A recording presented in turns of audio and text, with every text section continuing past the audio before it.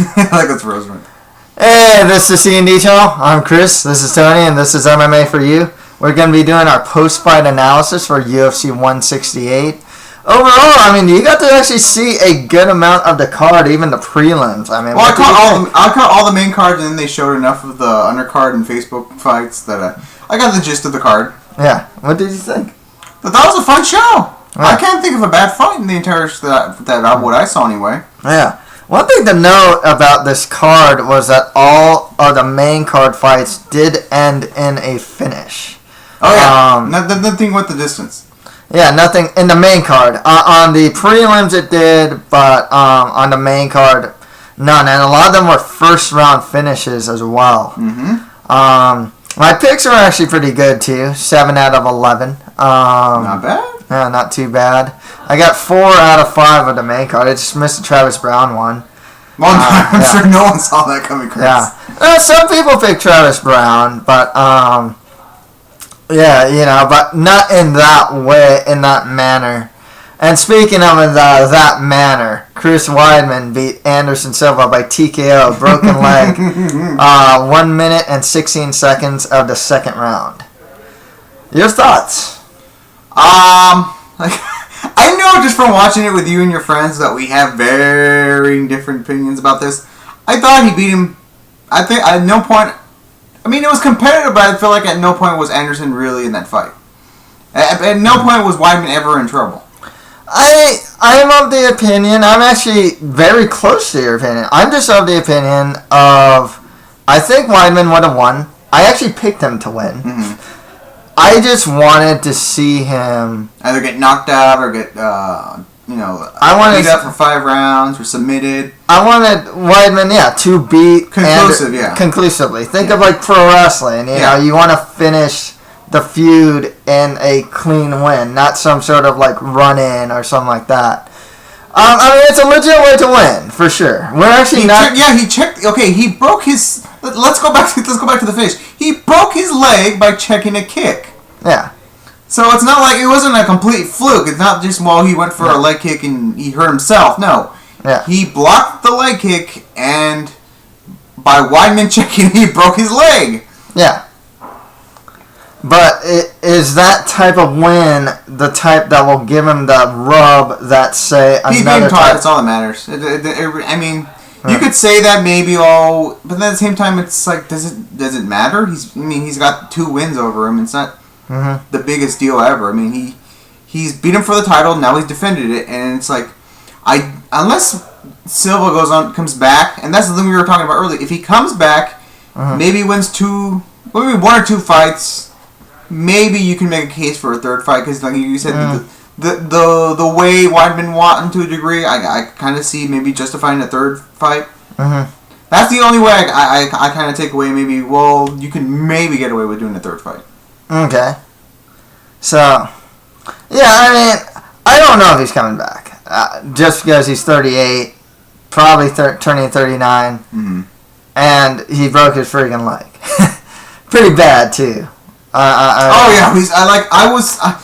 I know you took me to task. Because when I first saw it, I'm like, oh, come on, really? This is the way you're gonna go out, dude? Yeah. I mean, I'm sure he had doubts in his mind that maybe he couldn't beat Weidman. But when I saw that, first I called it shenanigans until we saw the slow mo replay, and I was like, oh no, you're right, you're absolutely right, because that thing was grotesque. Yeah. For you pro wrestling fans, I had shades of Sid Vicious coming off the top rope. And just completely dislocating his shin. Oh, that was gruesome. Yeah. Oh yeah, no, it was really bad, and it sucks to see him go out like that. His legacy, it's still there. It's still intact. There's no doubt about it. It's still intact. Yeah. Now, like I said, regardless of what happened, if Weidman gone out there and stomped him for 5 full rounds. Silva's legacy is still untouchable. I don't think we're going to be seeing anyone coming close anytime soon. Like I said, regardless, he's still the best fighter of all time. Yeah. No matter what happened in this fight, there's no taking away from him. Yeah. His career achievements are still there.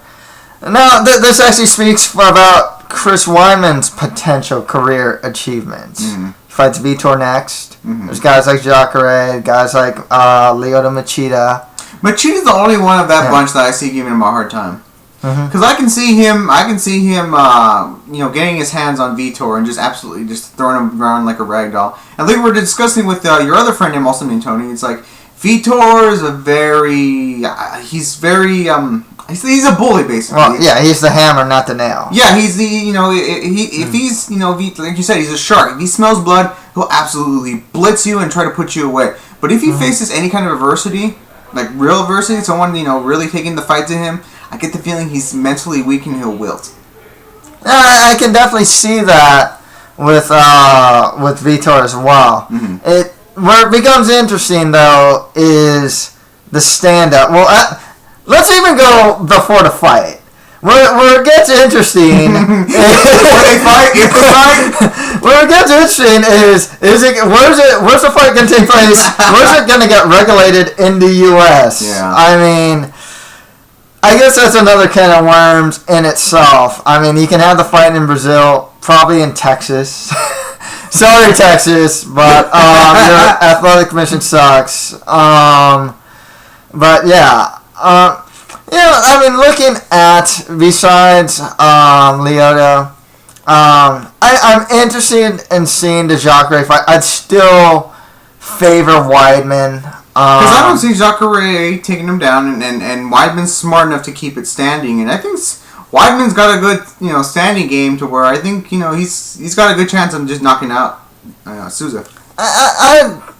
I'd like to see. I'd still like to see it just because, like. And then also get a feeling we're probably going to get a Machida fight before we get a Souza. I mean, God bless the guy. He's definitely earned it more than Machida, but Machida is that bigger name. Yeah. And he's, like I said, he's probably going to get the fight before Souza. Yeah. One thing about Jacare that's really interesting, though, in my opinion, is lately he's been knocking out a lot of opponents and been showing some really improved stand-up. Seeing the Tim Kennedy fight. Yeah. He knocked out Derek Brunson. Knocked down Luke Rockhold. Are Machida and Souza teammates? Are they close? They're close. That's what I figured, yeah. And then he knocked out Okami. That's the reason why, Weidman's been definitely making some strides in his stand-up, but I can't... Well, just in this fight alone, he rocked Anderson. Yeah, but even so, I still can't see, I can't definitively say... Man, Weidman's stand-up is, superior to Jacare's. There's nothing about it that makes me say, oh, man, his timing, or his accuracy, or his jab, or his cross. Well, maybe that's just something we'll see in time. I have faith that his stand-up, even if it's maybe not there quite yet, it's going to be there. Oh, yeah. I mean, obviously, he's still improving. The guy's 29, 30 years old. Still improving and working with Ray Longo and whatnot. So his stand-up definitely is improving. But if they're going to fight, it's probably going to be within the near future, not the far future, too. Yeah. So, I have to kind of base it on what I've seen now. I would favor Weidman. Don't get me wrong. Yeah, and all these, maybe... Don't get me wrong. All these confrontations, even though, like I said, you have your... I think you'll agree with me, in all those fights... Weidman would probably be the favorite. Yeah, probably. Machida would be the one that would be the true test where he's at exactly. Yeah, because Machida can defend the takedowns pretty well, and his stand-up and timing are, in a sense, superior in that sense of timing, accuracy, and whatnot, and just style. It's a style that Weidman's never dealt with before. But yeah, he's undefeated. We were talking about this with Weidman too. He's champion right now. Popularity ceiling. Is he a big pay-per-view draw? No. I certainly don't think that. I mean, regardless of him beating Anderson twice in a row, I just don't see him as a pay-per-view draw. Like you were saying, he's kind of plain Jane in the sense that he's got really no personality. His fights can kind of be good, but at the same time could be bad, like with the Damian Maia fight. You could give or take him. I think a lot of these new fighters, they're cookie cutters. No personality. personality? I'm trying to think. I mean, well, here, Josh Barnett actually was the one that said it. So, and I agree with Barnett. I'm big fans of Barnett. I mean, I'll say this much about the UFC business. I think it's kind of smart that they went with this Fox deal because really, it's going to be harder and harder to draw a pay-per-view when you have champs like. I mean, God bless them. You have the Chris Weidmans and the maybe who am I? Demetrius Johnson. Demetrius Johnson, and who else am I thinking of? Hendricks versus... Hendricks, there we go. Hendricks versus Lawler. Hendricks actually does have personality, though. He was actually a heel in college, which was kind of funny. He was actually a big heel. He'd get booed in wrestling competitions. I can kind of see if maybe going into that Lawler fight, if he really pushes that, he wants that welterweight title, maybe if he comes off a little whiny, I could see maybe the fans turning on him. Mm-hmm. Yeah, no, he was a little whiny after the GSP fight. Yeah, well, understandably so, but at the same time... Yeah, no, I know what you mean. Yeah. So, yeah, no, I agree with you, too, and I think that's a bigger issue. Like, Barnett was saying pretty much, you're getting great athletes, but you're not getting great personalities. Yeah. That's the thing. But at the same time who was in Weidman's corner? Matt Serra? You mean to tell me you can't build up a fight by having Matt Serra cut a couple promos on Weidman's behalf? You know what? But here's the problem. They could, but at the same time, the UFC marketing, I don't know how they focus sometimes. Sometimes they do a really good... Like, the problem with the marketing, too, is every challenger is the biggest threat ever, and they never make one guy feel special. Do you see what I mean? They don't make him seem like in boxing, Pacquiao's special, Mayweather's special. He's better than everyone else, and that boxing will tell you that. The UFC will never tell you that. Jake Shields can beat GSP. Dan Hardy can beat GSP. How many times do you hear Rogan say, "This is his biggest threat ever"? Do you see what I mean? Well, the only example I can maybe think is Bonner versus Silva. But even then, Rogan was hyping up, the size issue. It's like... Well, you still gotta try to sell a fight, dude. I mean, you can't just completely say, he's gonna completely run right through him. You shouldn't even bother buying this. No, at some point you still need to sell. But there's a way to make it where you make the guy special, but still not totally burn your product. Like I said, boxing does that. They know how to make a guy, hey, this guy's special, this guy's number one, he's top dog. Yes, this guy's a good underdog. Could he do it? Maybe. Well, I think if you have a good grudge, you could get around that. Because I'm trying to think of promotions that they've done for fights. I think no one's really thought Miesha Tate had a real chance, but they sold it on the the rivalry, the hatred, GSP versus Nick Diaz. The hatred for each other. Yeah. The John Jones Chael Sonnen fight. It's like, well, Chael Sonnen cut all these promos on John Jones, so it's like nobody thought for a second. Here's the problem though. Chael Sonnen, Nick Diaz, personalities. Yeah, that's true. They're characters. You're still gonna get those personalities. I think. Yeah. Oh, of course. I mean, they'll be there. I think maybe you're trying to. I understand where you're coming from, but at the same time, you see less of it though. Huh? You gotta admit, they have over 300. They have more fighters now than ever, and I don't think they have as many of those type of personalities as they did back then when they had a smaller roster. I'm trying to think people who are coming up that have just a wealth of personality. The first one I can think of is the you have to forgive me if I pronounce his name incorrectly. That featherweight Irish fighter. Oh, Conor McGregor. He's a fountain of personality. He's gonna he's gonna be but that's one out of who else? Is Burrell like that? Is Cruz like that? Do you even know the guy that Jose Aldo's fighting? No, nobody does. Yeah, you're right. Yeah. Do you see what I mean? Like, it's kind of like... You know how they advertise John Jones? He's got a bit of a personality. Yeah. But look at the UFC's marketing, too. How did they advertise John Jones versus Alexander Gustafsson?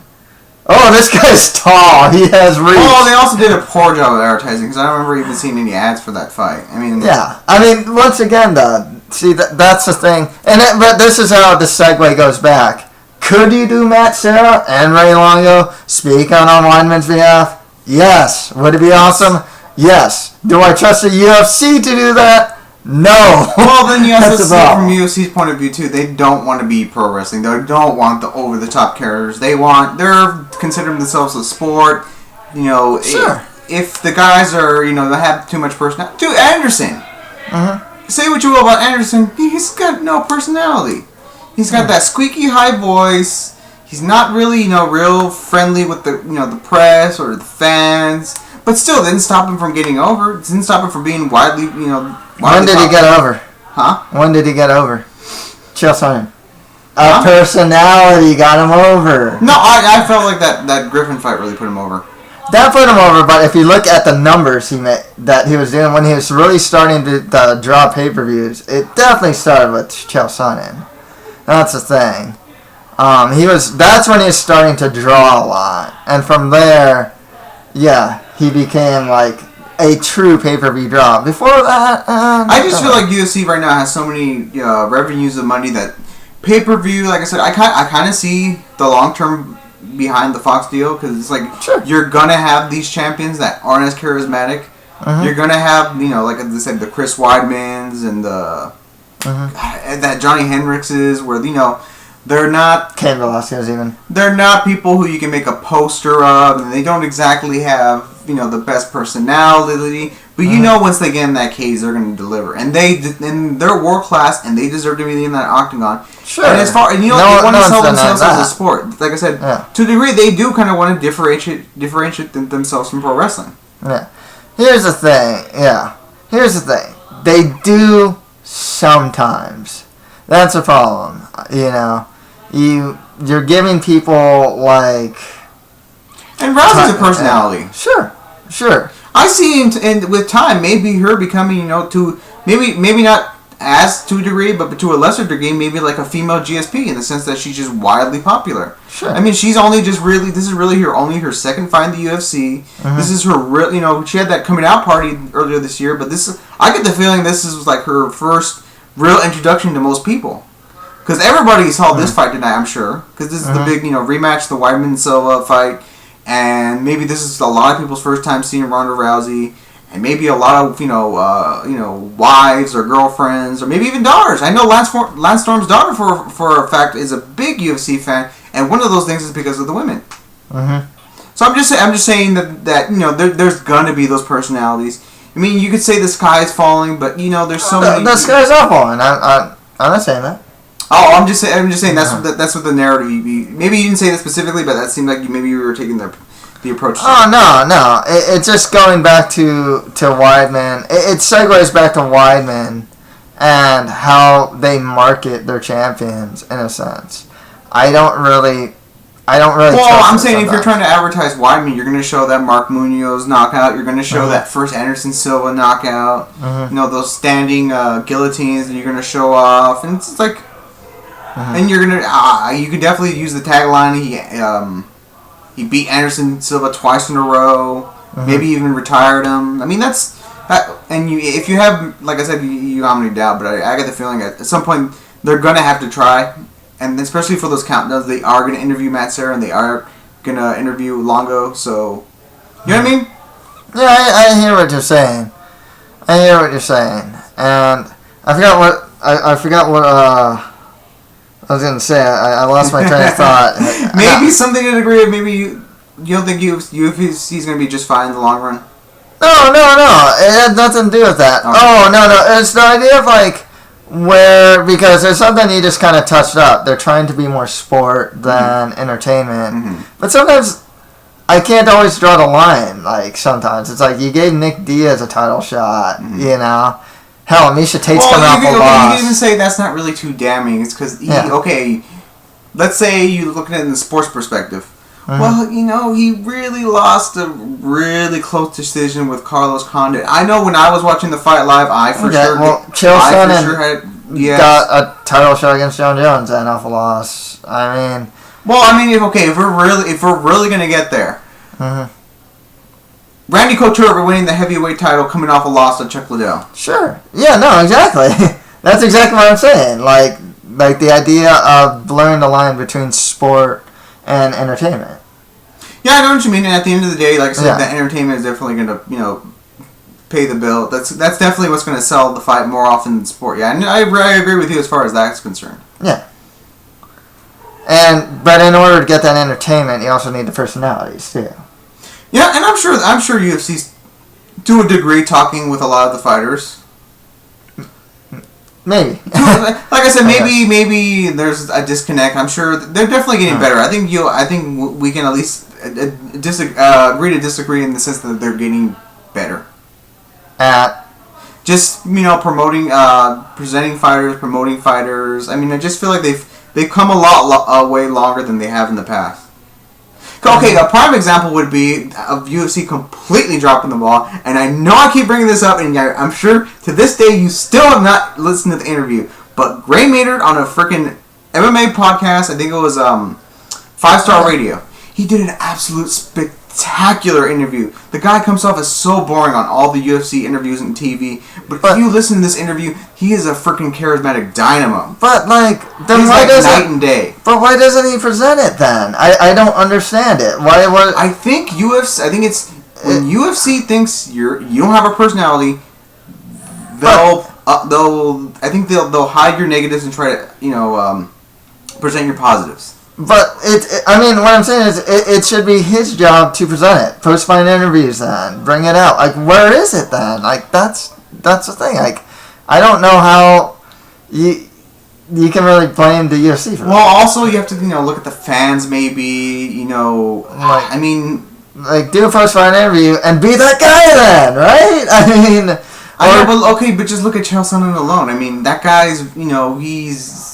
Not a lot of people are really like that, that bombastic personality. Tons of people, were relieved when Brock Lesnar left UFC, and it's like, really? You're really shooting yourself in the foot. You got this charismatic guy who's doing all these huge pay-per-view numbers, but, he leaves and you throw a party, you're happy about it because somehow you're a legitimate sport now? But who are these fans? Are you really... is it a really big contingent? Are you giving value to a small I'm percentage? just saying maybe the Brock Lesnar is maybe a vocal minority. Yeah, it's a vocal minority. But I get the feeling the Chael, especially the Chael stuff. People, I think there's a real resentment towards Chael. Well, I think there's a genuine resentment against Chael. Just he's he's bombastic. He's over the top. He's really pro wrestling, and people resent that. I think some, but I know. I think the pure sports people. I mean, people resent that. I think the same people who have how many wins is Faber coming off of? He's 3-4. This is 4th win now. Yeah, 3 or 4. I mean, he's knocked off contender after contender. But the fact of the matter is, there's this backlash, this resentment. Oh, Faber got so many title shots, and it's the only reason why they give him the title shots because he's popular. Well, yeah. Well, he's also winning. But I'm saying it's to me at this point it's gotten ridiculous. It's like any other fighter if they beat any of those guys that Faber beat, they would have been given an immediate title shot. Okay. But the fact of the matter is, I get the feeling I'm saying probably the sports writer is more damning them than all. I think there's this resentment that they feel the need that it needs to be this legitimate sport and business be damned. Wait, who are these sports writers? Because maybe we're not reading the same sports writers then. I just like I said the Lesnar one I can kind of maybe give you the Chael one because even your friends there's a bit of a backlash on Chael, but then the Faber one's like the glaring example. There's just so many these sports writers who are so down on Faber. Really? Yeah. I would like we might go to different sites then. Yeah. Because I think most are pretty much in favor of Faber getting especially a title shot right now. I'm not. Well, now because he's it's gotten to the point where it's ridiculous because he's knocked off so many contenders, but he's knocked off so many would be contenders where it was getting kind of ridiculous to the point. Well, Mike, speaking of guess I'll segue then. Speaking of ridiculous in a sense, Joe Rogan saying that Miesha Tate took Ronda Rousey to deep waters. Ronda Rousey, death, taxes, and Rousey by armbar, right? The three things you can depending on life. Yeah. So round 3, Ronda Rousey gets an armbar on Miesha Tate, 58 seconds. A weird fight. A very weird fight, Chris. I mean, you and me and your friends were all speculating. It's like, what exactly is going on in this fight? Well, is Rousey trying to beat her up to prove a point that maybe, that she really did take all those things personally, or was she trying to show her versatility as a fighter, that she can that she's not just a one-trick pony? Which I don't know if I like that. Why? Because it's who cares? As long as you keep winning, who the hell matters how you win? Oh, she won now. She won. And here's the other thing that should be noted. She beat her up more than she did last time anyway, so it's a bit vindicative anyways, because it's like, okay, yeah, I armbarred you and broke your arm, but I also just beat you. This time around, I also just beat you up and got to punch you in the face a bunch of times. Yeah. This time. And then I took your arm home. So, yeah. But yeah, Joe Rogan saying that, what were we saying with Ronda Rousey? She swam to the... What was it? Oh, yeah. Rogan made it seem like Miesha Tate, dragged her in the deep waters. And it's like, no, she floated into the deep waters. She rode an inner tube to the deep waters. At no point was she ever in trouble. I mean, maybe... What about those up kicks? Oh, yeah, those up kicks. I got the feeling that's also UFC, more or less... Oh, that's Rogan. No, that's just Rogan. He always does that. I think Rogan is trying to build the drama of the fight. Oh, of course. He does it in very hyperbolic ways, and also it's very, head scratching, though. It's very Rogan. For someone like you, I bet it's, head scratching, but to the average watcher, the average viewer, it makes it a lot more dynamic and exciting. Does it? It's tough to say. I don't know. I think a key example would be the Johnny Hendricks GSP fight, when GSP was going for a takedown and Hendricks was giving him those elbows. Mm-hmm. And Rogan really put those over. He's like, oh, those are hard elbows. He's buckling GSP's legs. Whereas, if you watch it maybe with the sound off, you think, oh, he's just giving him elbows. He's trying to stop the takedown. But it's not like, he's not buckling him. He's not, these devastating elbows. Yeah. But it's a very Joe Rogan thing to do, though. I mean, it's just... I'm fine. I like it. I'm used to it. Yeah. It doesn't affect the judging, so I'm fine with it. Yeah. It makes the fights more exciting. There's more drama. I'm fine with it. Yeah, I'm fine. I mean, Rogan is he's there. I mean, he's what's the word I'm looking for? Like a keepsake in the UFC. You know what I mean? I mean, he's always going to be there. It's his style. I think we were pointing out in one of the fights, I think it was the Jim Miller fight. Yeah. That one loss that he had that got reversed. Yeah, to Pat Healy. Because of marijuana. What was it? What they call it? Pat Healy was... he had marijuana metabolites, yeah. Joe Rogan, of all people, Mr. Pro Marijuana says, that's a no-no. Yeah. And I was joking with you earlier and your friends, it's like, this was in the Spike days. He totally would have been like, "That's the stupidest thing ever. It's a travesty. It's a plant. It grows in the grass, perfectly natural." But now that they're bought by Fox, Joe Rogan has to be just say no, kids. Yeah. Now Rogan, yeah. I mean, once again, he is what he is. Yeah, I'm exactly. fine with it. No, exactly. I mean, there's a laundry list of things to not like about the UFC, and really down on that list is all the Joe Roganisms. I'm fine with it. He knows what he's talking about. Is he trying to make the fights more exciting? Yes. Is it the end of the world? No. No, of course not. It's not the end of the world. I mean, we don't need to... I'm not trying to imply that either. Oh, yeah, I'm not trying to imply that. I'm sure there's... Well, like I said, at this point, I'm probably making a mountain of them all, but there's always going to be those detractors that don't like people for whatever reasons. Yeah. So, next for Ronda Rousey will be Kat Zingano. I expect Ronda Rousey to beat Kat Zingano. Yeah. Miesha Tate, she's staying in the UFC, man. She's getting... Oh, yeah, that's another thing we didn't talk about. The booing for Ronda Rousey and cheering for Miesha Tate. Oh yeah, if anyone that saw that tough season, I mean, can you blame them not for booing Rousey? Yeah, exactly. She didn't shake her hand at the end. I wonder if this is a marketing ploy. I get the feeling that if the fans don't take to you as, the plucky, fighter that everybody likes, that their first immediate thing is, well, let's just make you cocky. They're basically the John Jones personality. Because he started off, as the, oh gosh, I'm the youngest UFC fighter. I trained really hard for this. I don't deserve this. But then at the same time, that ego started kicking. And I get the feeling, Sure. I'm sure it's him with the volume turned up. At the same time, I'm sure UFC is in charge of a lot of that promoting as well. What do you mean? Like, I can understand that with The Ultimate Fighter, there was a lot of editing involved, and if that's what is that what you're, is that I that get the type feeling of? that it's easier. I don't really understand. I think it'd be easier for her to promote her as. Like, are you implying that they told her to be like that? I'm sorry. I'm just not following what. No, I think really that's just saying. her personality, and it just. I don't know. I think And they you bring it could to have. the Okay, point. let's put it this way: if you were really concerned with protecting Rousey, I would have edited and not let that footage. Okay. air. Sure. Okay.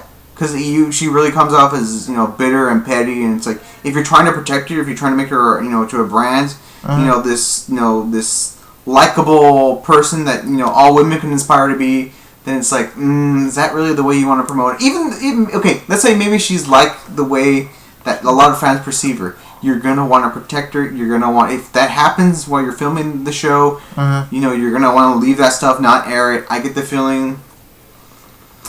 I don't know. Maybe that is her personality, and they're just, as opposed to like trying to protect her. Maybe they just want to present her as is. Which that's what I thought. If I was doing it, I would definitely not do that. Well, yeah, she's getting booed out the building. I would edit that. I would sit down with her and I would tell her these things. I'm like, this is the way you need to act. Okay. So with the handshake, going back to the handshake thing, then, like, if I was Dana and like I really care about the way I present her. And let's face it, she's the face of women's MMA, and I don't know if that's the the kind of way you want to present her. If I was Dana, I would be completely going off on Rousey. Yeah, I probably would too, but like, it really depends on the backlash, especially in mainstream. Is she gonna get? This is the reaction from the crowd alone. Yeah, is she gonna get less movie roles because of this? Is she gonna be on less magazine covers? I think for the magazines for sure. Oh. The movie roles, hard to say. Well, yeah, because she fits a certain badass female who can fight. There's a fine line between badass and a punk. You know what I mean? Okay. I mean that's my PG way to look at this. There's some maybe sexist ways I could refer to it, but I just feel like I just want to be gender neutral and just say a punk. Okay. And like I said, I was also I'm sure there's going to be some sleazy sports writer who doesn't like the UFC who's going to try to present it as the UFC fans are misogynistic. They hate female fighting, and I'm sure like maybe nobody credible, but there's going to be those people there. Oh, of course, they're always out. Yeah, I'm just saying it just makes me sick because somebody's going to think they're wrong with that. There's no point in putting value to that like 0.1% that exists out there. Yeah, I know. Nobody complained about Rousey fighting this time around. I know that first fight there was this. I think there was a bit of a. I don't even know how you want to say it. I get the feeling a lot of the. I remember you said it yourself. You read a lot of fans that felt like, oh, especially on that first pay-per-view, Dan Henderson and Machida should be the main event because they're they're the legends. They're the the headliners. They should be the main event. And it's just like, really? Yeah. Well, once that fight happened and it was a stinker, and then Rousey versus Carmouche was actually a pretty good fight for as short as it was. A lot of people flip-flopped. A lot of those detractors, yeah. Yeah, a lot of those detractors flipped off. I mean, there's probably like once again the small vocal minority. No need to put value to those guys.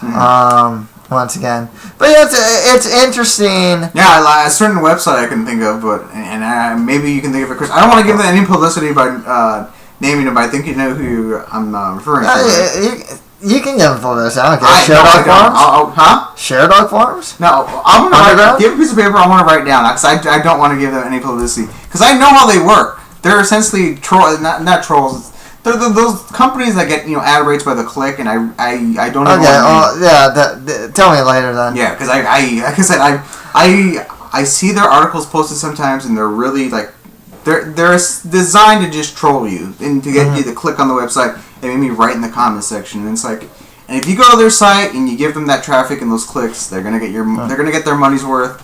And even though I'm sure they don't believe it, they're just trying to So. Well, yeah, I'm a bit curious though because I also kind of wonder if this will happen. I don't know if this win will wash away a bit of the hatred toward like the whole time over time. Maybe when their next opponent comes along, Kat Zingano, she's really respectful. She's a mother. I think there's no way you can try to paint her in a negative light that you could get Rousey to hate her. Yeah, maybe this is just an anomaly. Just because she didn't like Miesha Tate. Yeah, that's what I'm saying. Yeah. The fight happened now. She armbarred her. They're done with each other. Maybe in the next fight, fans will come around. Oh, I hate her for tough. And then the build up for against Zingano is a lot more respectful. Who knows? More respect. Well, the fact of the matter is, the only time Ronda Rousey's ever like this is around Miesha Tate. I mean, that's it. You don't see it against Sarah Kaufman, Liz Carmouche. When Kat Zingano originally was supposed to be her opponent, she's not like this. So, she is really competitive and she is really intense, just in general. Yeah. And I get the feeling that Miesha Tate, maybe deservedly so, or maybe not, brought that out in her. Yeah, of course. Well, they're very different too. I mean, they're just not. Their personalities just don't mesh whatsoever. So next fight after that, Travis Brown beat Josh Barnett via knockout due to knees and elbows. Woo. 1 minute in the first round. Ooh, load. Big Barnett fan, so I was a bit sad about this, but at the same time, I gotta give more credit to Travis Brown these days. It's not that I didn't think he was like a great fighter already, but like one thing that I'm always kind of wondering about him, it's like besides a guy that hits hard and is athletic, what makes you elite? That I was always kind of like, are you a great striker? I think Josh Barnett is proof that MMA is evolving pretty fast. Because Josh Barnett, as God bless the guy, he's come. He is a pretty well-rounded fighter, but his real specialty is wrestling, and I just feel like in this day and age, the way he was really going for those takedowns were just. He was just going for broke. He was just I mean, they were kind of sad. Yeah. I mean, he was just completely going all out for the takedown. Lunging takedowns. Yeah, those lunging takedowns. Those takedowns. Where he's well, I guess he was on his knees because of the flying knee. But at the same time, it's like, and we did that's what he was going to go for. Yeah, it was. Yeah, exactly. And Barnett was actually the one who said this. That's the interesting thing. That like he's not liking watching fighting because there's too many athletes and not enough personalities. And he feels that Travis Brown was there's another name right there for as far as personalities in the UFC. Yeah, Josh Barnett. But he was an established personality way before, for a while. And I'm sure to a lot of new fans, he's going to be perceived as a new act because it's been a good while since he's been in UFC. The guy is pretty old. I mean, it's not like he's a young guy. I mean, he's in his like mid-30s, So so they have another personality here, but like, how long are you gonna have that? I don't know how long he's gonna hang around. To be perfectly honest with you, I think he's gonna be around for a while. I think he's. Yeah. Is he ever gonna challenge for the title? No. Is he ever gonna? I don't even see him like maybe going on a losing streak. I think he's gonna be one of those guys where. He'll lose maybe 1-2 fights, but he'll win one that keeps him alive in the UFC. I don't see him being cut from the UFC anytime soon. Because there's so many guys in that heavyweight division that he'll absolutely just smoke. Because he's just such an elite caliber wrestler. Yeah, of course. And that's the thing with Travis Brown, though.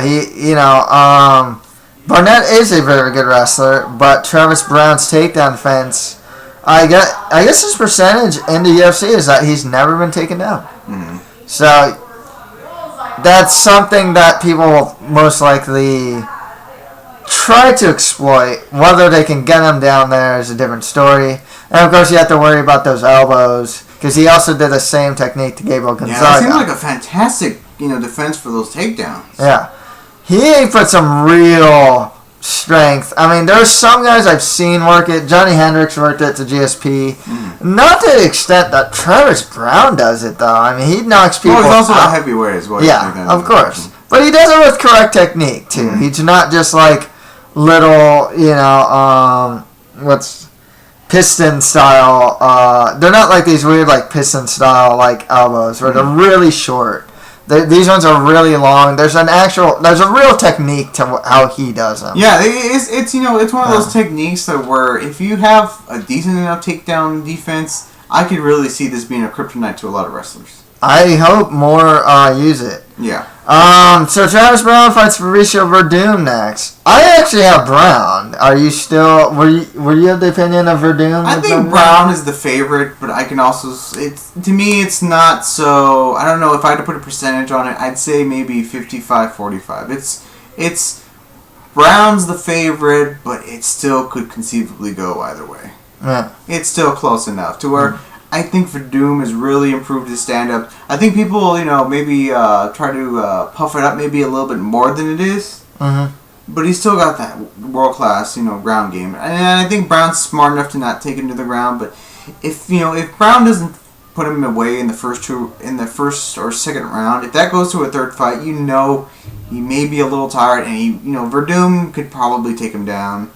And I just think it's a long 15 minutes, and if Travis Brown doesn't knock him out in that first round or stop him in that first round, they're both gonna be tired, and he's gonna be susceptible to a takedown, and especially being submitted. Yeah, well, I mean, we'll see what happens. Obviously, you got two elite heavyweights, with very distinct skill sets. So I think we were talking earlier in the fight. I'm like. Barnett, Brown, and Verdum, Kane could easily smoke all three. Oh, yeah. With performances like this, though, I think a lot of people will probably... Sleep on Brown maybe a little bit more than they should? Well, sleep on, or actually puff him up more. Is where I was actually going. Where they'll perceive him as more of a... Unless you meant like perceive him as more of a threat. Like a true threat. No, because like I said, I still think Verdum has a really good chance. Mm-hmm. Like I say Brown has momentum, and he's definitely the younger fighter. He's a more well-rounded fighter. So, like I said, that's why I give him the edge. Mm-hmm. But as far as being a more well-rounded fighter, I still think Verdum has a good chance of winning. That's what I'm saying. I was like, if you just saw this on paper, you would think, oh, geez, this Brown guy, he's on a freaking tear. I mean, this guy's going to for sure beat Verdum and challenge Kane, and maybe even give Kane a run for his money. If you're looking at it on paper. But, like I said, I still think I'm sleeping on the guy. Because it's like, look at his resume, and it's like, how can you deny the guy? How could you, even the Barnett, it's like, this guy's, on the up and up. He's, you know what I mean? You know what I'm getting at? I guess. I still kind of sleep on the guy. Yeah. But after performances like this, it's like it's getting harder and harder to deny the guy. Yeah, I mean, obviously, I was sleeping on him too. Once again, it's because he's an elite fighter, but he doesn't have an elite skill that I'm used to seeing with an elite fighter. Like, he's not a great wrestler. He's not a top kickboxer. He's great over. He's a great, well-rounded fighter, and you don't see that a lot these days. You'll have the well-rounded fighter, but that they'll have the one skill that they excel at, more than the others. Whereas Brown comes off as sort of just well-rounded, athletic, athletic, well-rounded guy. Oh, with Barnett, I mean, I'd say give him some top guys. Maybe give him a. Let me see. He's coming off a loss. Roy Nelson. Dude, that'd be awesome. Yeah, that actually was very awesome. Because, Barnett's not the skinniest guy ever. I don't know. Barnett Bigfoot would also be pretty cool, and they've had a war of words before too. So maybe I can down see the that, line, yeah. but if UFC has any kind of sense of promoting, they're gonna do that Hunt Bigfoot 2 fight. Yeah, I don't know if they're gonna do that one. I'm gonna be perfectly honest with you. They are very, very. Not. I mean, like they did like Anderson Weidman, but like even like Gustafson Jones. I mean, they've really non-title fights. They don't tend to historically. They don't tend to do immediate rematches or even rematches in the near future within the fight. Mm. It's very odd. I wish they would, but historically they just there's don't. several instances where I'm right there with you where I could think I was like, why wouldn't you just like? There's a lot of good funny money fights that I feel like they kind of just they sleep on.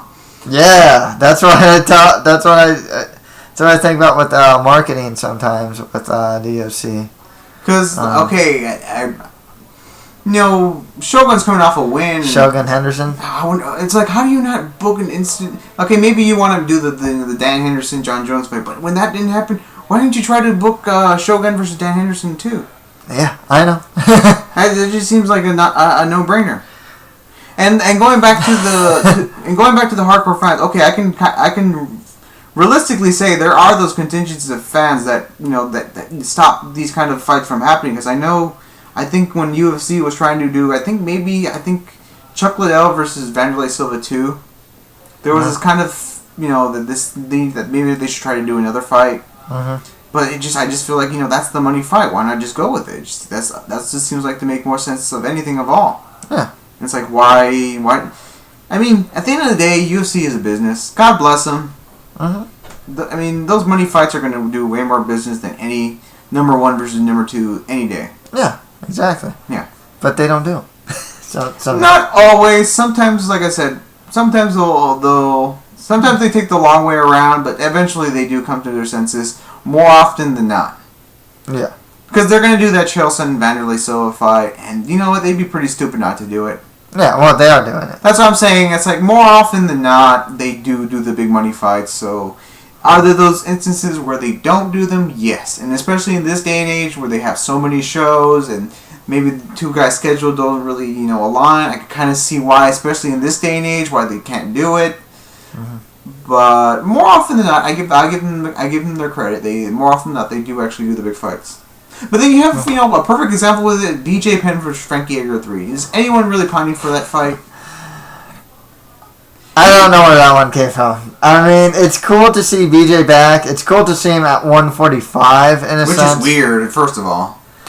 Yeah, it's just well, I only say it's cool just because he tends to perform better at lower weights. Yeah, definitely. So, he was. I don't know what he was thinking when he was fighting those welterweights. Maybe he just had problems making weight. Yeah. But it's like there's so many guys at 145 he could fight. Yeah. He could have fought McGregor. He could have fought Faber could have gone back up to 145. It's like, really? Yeah.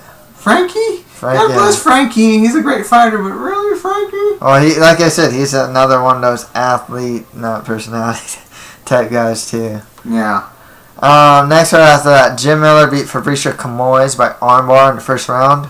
A weird armbar. Weird armbar and awesome, because he did it on a Brazilian Jiu-Jitsu black belt. He did it from his back. And yeah, this is weird. Well, I mean, he felt really bad about getting tapped out, but you know what? If it was me, I'd be like, how do you prepare for that? It's a weird technique. Yeah, the other thing is MMA Jiu-Jitsu versus he might be a Brazilian Jiu-Jitsu black belt, but there definitely is a difference between gi Jiu-Jitsu, no gi Jiu-Jitsu, and MMA Jiu-Jitsu. Exactly, bingo, there you got it. So nail it on the head. Yeah, so I mean, that's the thing. Jim Miller is going to keep his top 10 spot. He will probably just lose against the very elite guys, but beat. He'll lose against the contenders. Yeah, he'll lose against the contenders. But he'll probably smoke everybody else in that top 10. Yeah, exactly. You know, he might lose one here and there to like a Pat Healy or something, who's like kind of like around pretty much where he is. Mm-hmm. Otherwise, you know, you can give him like a Donald Cerrone. That's actually a pretty good fight. Yeah, Donald Cerrone's gonna fight because he's coming out. Donald Cerrone's coming off that win over Evan Dunham. Mm-hmm. And I want to say he might be scheduled for a fight right now. I also give Jim Miller one of those Dagestani guys like Rustam Khabilov or Habib Nurmagomedov, who are also, they have fights, but like the winner, you know, if they win, give him Jim Miller. Man, no one knows who Fabricio Camoes is. If he stays in the UFC, just want to lower to mid-tier guys. Yeah, next round after that, Dustin Poirier beat Diego Brando, the overweight Diego Brando, fat fatty, by TKO, 4 minutes 54 seconds in the first round. I mean, really, the story of this fight really was Diego Brando being overweight. Yeah, he started. He nailed those big heavy shots early in the fight, but then eventually he started to fade. Yeah, he faded bad. And this guy already has a lot of, like, cardio problems. So, like, unless Poirier was going to get finished, Poirier was going to win. I mean, Poirier's really prepared. He's training hard. He's improving. He's only 24. I'd like to see,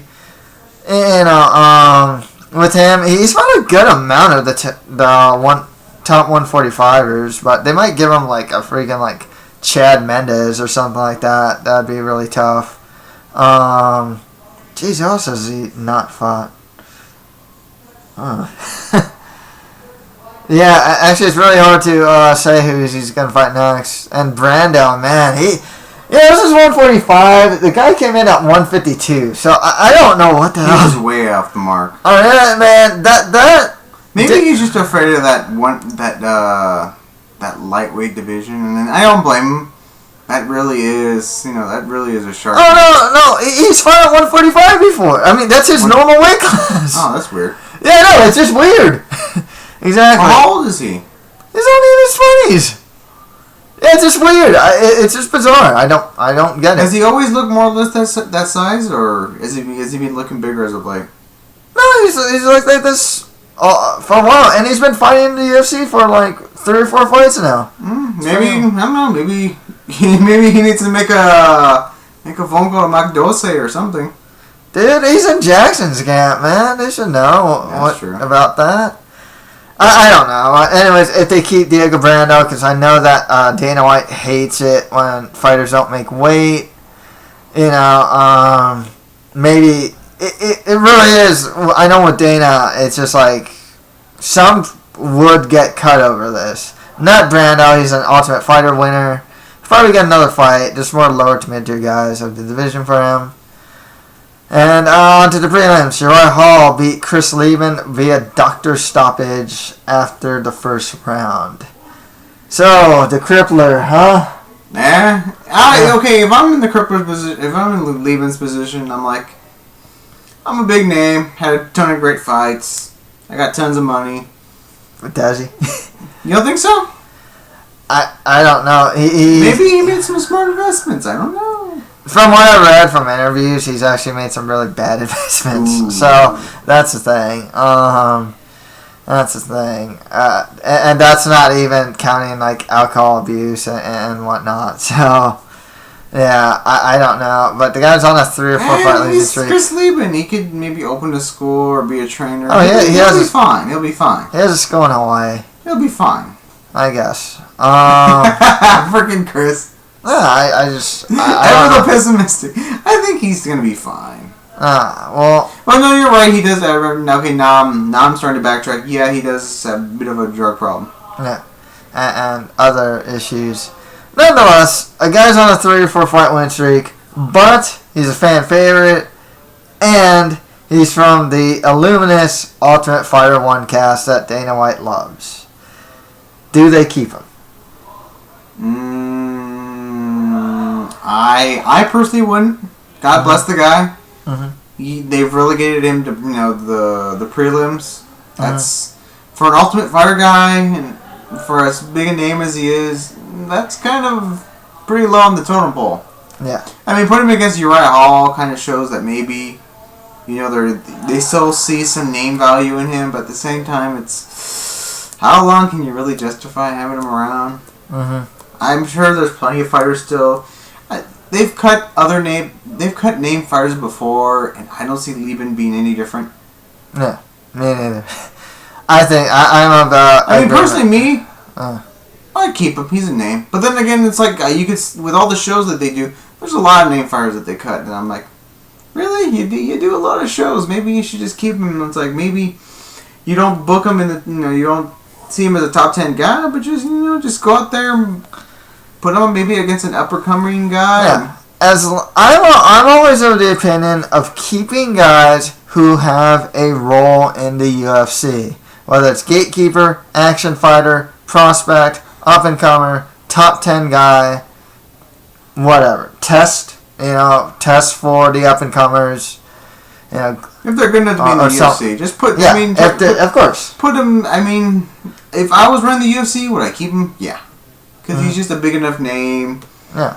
Even if his fights, even if he can't really go anymore and have exciting fights, he's still a name. Yeah. I'm sure there's a couple of guys that are, they're making, that just barely make that cut in the UFC that you could probably, exactly. beat easily. Like I said, that's a role for him in the UFC, though. No, and that's fine. UFC does enough shows to where, if you have like a really small show, like a Fox, a fight night or something, a fight night, and you put him in the co-main event, that's a card right there. Sure. Oh, Uriah Hall actually showed some of it, of his true potential. Yeah, I know. Yeah, actually finally showed his potential. He wasn't trying to take anybody down. He didn't really wilt under pressure. He didn't high five Chris Lieben every 5 seconds. Oh God! But anyway, he was really apologetic when Rogan was interviewing him, so that's a bit of a red flag or something. Yeah. No. What were you saying that he had a problem with? What Mayhem? Yeah, they were at like some sort of fight, and they're supposed to take some sort of like picture together, like. A group, as a big group. Maybe, if I was UFC, that's what I'd try to do. I know they have their problems with Mayhem, but I would say I would maybe bring him in just for the one fight. Maybe. Just so you can maybe try to get that out of Uriah Hall. Yeah. That killer instinct. At least we got to see it here, but yeah, that'd be interesting, but no way would I see the UFC ever do that. It's interesting, but... Yeah, I mean, personally, I would do it, just, do it one-off. Just, like, let him come in for the one fight, and then just, he's probably going to lose, so why not just do it? Yeah, of course. That's another guy. It's like, I know he has his, problems as well, but just, you do a lot of shows. You need names. If you put him in, second or third from the top, that's a card right there. Yeah, but I know they're not gonna sign Mayhem, unfortunately. Oh, you're right. Should just fight more lower to mid-tier guys of middleweight. Hopefully, this will get him back on track. Maybe we'll see his potential. I don't know. I'm still a bit skeptical, but this is a good start for sure. Oh yeah. Next right after that, Michael Johnson knocked out Gleison Tebow 1 minute 32 seconds in the second round. I was saying this actually last time when he beat Joe Lozon, and I was saying this guy's showing to actually be a pretty good prospect. Mm-hmm. He knocked out Tebow. Not the pretty good feather in her cap. This guy's actually one of the most notorious grinders. He has 21 some odd fights in the UFC. Some unprecedented number for a mid-level fighter to have like 20 plus fights in the UFC. Yeah, and Michael Johnson knocked him out with a left hand. He's on a 2-fight win streak now over Joe Lozon and now Gleison Tebow. Step up in competition. Whenever you beat Tebow, you generally get a step up in competition. Like the same fight like a Jorge Masvidal or something like that. Cerrone, Dunham, somewhere around that level. But yeah, he's like a good prospect. This is an interesting fight too because Michael Johnson is part of the Florida's Black Zillions. Gleison Tebow is part of ATT from also Florida. So there was actually a Camp Feud thing there going on as well. Yeah. Gleison Tebow, he is the ultimate gatekeeper. He will never beat the elite guys. Some up-and-comers that can beat him. Can't beat a top 10 guy with his life. But he'll beat everyone else. He's staying in the UFC. He is a UFC mainstay. That's the word, mainstay. There you go. There's the verbiage you want to use. Yeah. He's a UFC mainstay. Just give him some mid-level guy. Usually, Tebow's a guy that's like, oh, hey, like, this guy's on a 2-fight losing streak, but we can't really justify cutting him yet because we need to fill a card space. Tebow. Give him his loss, get him cut. I mean, seriously, he's that guy. That's Gleison Tebow. Everybody has a place. Yeah, everyone has a place. Well, that's the thing. Some guys don't, but they get Gleison Tebow to get him out of the UFC match. That's they did it with Fitch actually a couple times too. That's true. Yeah, and Okami. Oh, nice fight out that. Dennis Seaver beat Manvel Gambarian by unanimous decision. It's actually a tougher fight for Seaver than his ranking indicated. Gambarian's not ranked. Seaver's in the top 10. Gambarian managed to take Seaver down like in the second round, get some ground pound and whatnot. But Seaver managed to win rounds 1 and 3. Seaver's still in the top 10. He's probably fight more top 10 guys, maybe even Dustin Poirier. Actually, that wouldn't be a bad fight at all. Now I think about it. Seaver versus Poirier wouldn't be too bad. It's definitely good around the level type of thing. Manvel's probably staying around in the UFC, just more lower to mid-tier guys of the division for him. Next fight after that, John Doomsday Howard beat Sayar the Great Bahadurzada by unanimous decision. Both guys, they are welterweights, 170, but they both gassed. Sayar, yeah. I mean, it's really weird. I wanted to point that out because it's not something that's common in welterweight. In heavyweight and higher up you go, you see people gas in the second round. When you see it here, and it's not like he went up against some wrestler that's like putting his weight on him either. This was a kickboxing bout, more or less. It's very unusual to see a guy gas out so much. John Howard, man, came back to the UFC, didn't think much of him.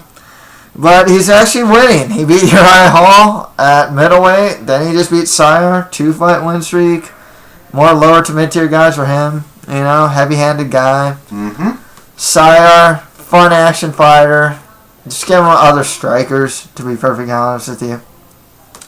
You saw this fight. So, William Macario Patalino beat Bobby Volker by unanimous decision. Like that fight, huh? It's a hell of a barn burner. Yeah. That Volker is game as hell. I mean, he got his ass kicked. But yeah, he's game, but that is his only great trait, to be perfectly honest with you. I'm trying to think, is there... I don't know if that's a good fight of the night. Can you think of... Yeah, they could be fun. And the fact that they replayed it at the very end kind of shows that, hey, you know, it was worth showing. And it's definitely worth showing. You know what? I would actually say it's fight of the night. Yeah. It was competitive. Enough, you know. Michael Reyes is actually still pretty young. He's only in his 20s, but he's still a bit raw. He should definitely get more lower level guys like the Volkers or you could actually give him Sayar. He's not that lower level, but like wouldn't be the worst fight for him. Volker's probably gonna get cut from the UFC because he's on a 3-fight losing streak now. Kind of sucks. It's like I like him. He's just super game. Yeah. I mean, like, dude, the guy's losing and he's still trying to find a way to win. Yeah. He just doesn't have the skill to do so. That's the problem. But I really like Bobby Volker. Like, that's his thing, you know? I would like to have a lot of Bobby Volkers, you know? You know, it's just fun fights, you know? Yeah. That's what you want sometimes. You want, you know... It may not be a competitive fight, but at least go out there and try to make it a fun fight. Yeah, exactly. There you go. A role for him. Fun action fighter. That's it. There's a role for him in the UFC. I would personally keep him, but I have a soft spot for him. I would probably think he'd get cut after a 3-fight losing streak. Unless this is fight of the night. They might actually keep him. Yeah, I was saying, what do you see UFC giving awards to as far as tonight is concerned? Good question. Probably, you know what? I'll probably get Macario versus Walker fight of the night. Because all the other ones just ended so soon. Yeah, I'm right there with you. I give it fight of the night. Okay. Well, what I think the UFC will do is give Ronda Rousey the submission tonight, even though I think really Jim Miller's more deserving. Yeah, but you never know. We just don't know. Who they're gonna give it to. Yeah, you never know. I would give it to Jim Miller. You never know. They may in fact give it to him, but at the same time, Rousey with her armbar, it's kind of hard to deny. Yeah, yeah, she's more well known. But I'd probably actually go with Travis Brown. That was really surprising. Yeah, I'll give you that too for knockout of the night. Yeah, that's for sure. There was up and down. There was a lot of good knockouts, but I think that was above all of them. That was the most surprising. That was the more spectacular, and more importantly, divisionally relevant. Yeah. I mean, the close second of probably Michael Johnson and Gleison Tebow, because that was a good knockout as well. Okay, so yeah, because I didn't see that, so I'll take your word for it as well. Yeah, but now that I think about it, like we were saying earlier before the fight, up until the co-main event, every fight had gone, stop in the first round. Yeah. So I did get to see a sizable percentage of the undercard. Yeah, I think you actually saw that fight too. Did I now? Yeah, you did, yes. Huh. You were there. And now I'm thinking about that was a good fight too as well. Yeah. I don't know about knockout of the night, but it was still a really good fight. Yeah. And finally, Robbie Peralta beat Esteban Payan by knockout in the third round. Good win for Peralta. I used to call him a dark horse prospect in the division. He still needs some work. He's relatively still young. He is a good fighter. I don't see as high of a ceiling for him as I used to. Payan, 2 losses in a row, and both losses were in like the Facebook fights. I mean, they just don't care about this guy really.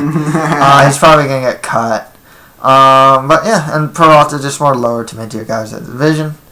So that's pretty much it for our UFC 168 post-fight analysis. If you have any comments, just leave them below. Got any final words, Tony? Not really. Good card. Like I said, while you were talking about some of the prelim fights that maybe I didn't necessarily see, that's still the whole idea of Anderson. Maybe the Anderson Silva era of UFC is gone. And GSP. And GSP as well in the same month. Mm-hmm. Who would have thought? Yeah.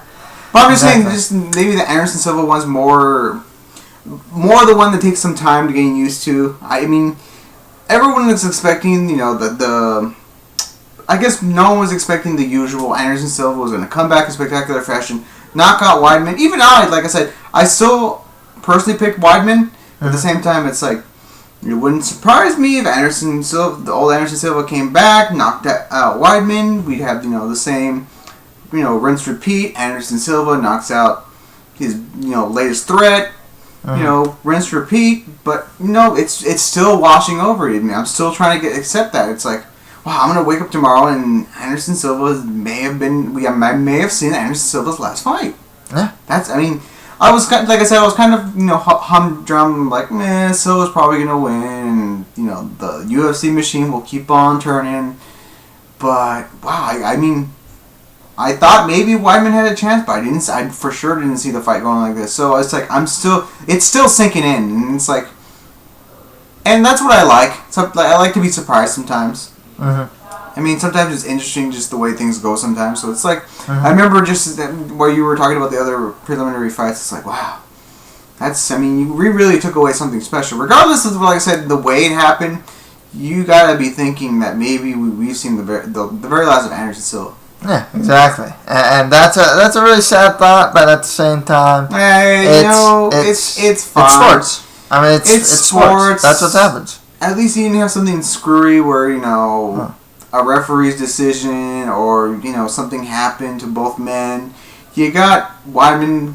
He beat him regardless of how you feel, and Silva still maintains his legacy as the best fighter of all time. To a degree, everybody wins. If you're trying to, like I said, if this was like, if you could fake these fights, this is the way I'd go as far as protecting Anderson Silva's legacy. The first knockout, he was fooling around. The second one, he breaks his leg on a leg kick. Weidman still gets the rub to a degree, by him beating Silva twice, but at the same time, you still protect Silva. As far as his legacy is concerned, anyway. Oh, okay. I mean, I don't really. I don't know if it needs to be protected. To be perfectly honest with you. I mean, I don't want to get to conspiracy level. Conspiracy theory. Sometimes you do, man. Well, okay, not Silva's concerned. I'm saying just as far as GSP is concerned. It's like he went out there, and I personally thought he got beat by Hendricks. Sure, I thought he lost too. Yeah, and you're gonna kind of question maybe his long-term legacy. I mean, if Weidman had gone out there and smashed Silva both times, I think maybe that would have maybe hurt his legacy just a little bit. You don't think it's a little bit? No, because sporting greats, whether it's Muhammad Ali or whatnot, they lost near the tail end of their career, and their legacies are just fine. I mean, it's just like it's sports.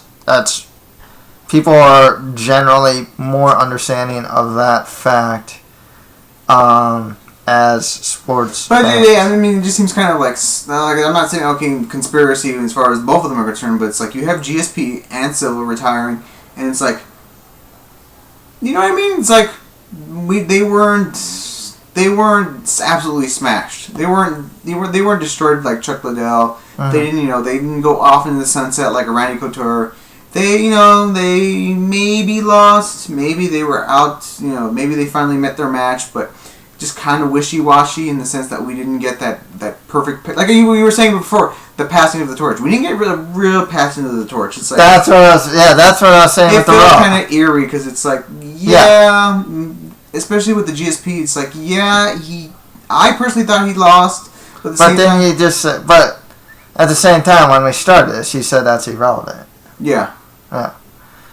But I would have liked to seen it nonetheless. Yeah, it's kind of disjointed. It's like you don't really get that whole, passing of the torch. It's like, well, Silva lost, but, he didn't get smashed by Weidman twice, so. Yeah. Cool. So, that's... no, I'm saying that's just, this has been, as far as quality fights a year, this has been maybe the best year of UFC ever. But just business-wise, maybe they're kind of down. Yeah. So I'm just saying this has been an interesting year for UFC. Certainly better than 2012, where, I mean... Injury. That was a real rough year, dude. Cool. Yeah, so, that's pretty much Great way to wrap up this 2013 of UFC, if you ask me. Yeah, I think so, too. So, that's pretty much it for MMA for you. MMA for you! Okay, that's something I'm glad I never have to see ever again. Okay. Well, thank you guys very much. Have a nice day.